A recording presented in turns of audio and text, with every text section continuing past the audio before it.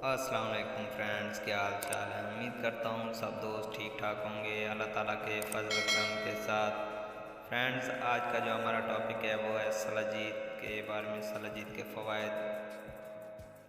सलाजीत में 80 से ज़्यादा विटामिन पाए जाते हैं, जिसमें मुख्तलिफ जिस्मानी कमज़ोरी और बीमारी के लिए शिफा है।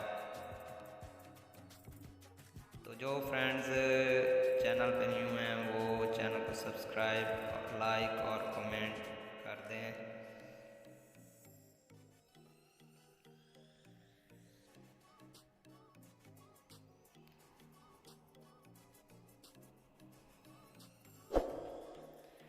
सलाजीत मर्दाना और ज़नाना पोशीदा अमराज के लिए भी मुफीद हैं।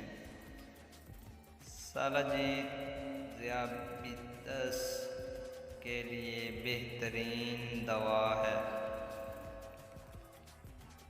सलाजीत जरासीम कश, एंटी अल्सर और एंटी एलर्जिक हैं।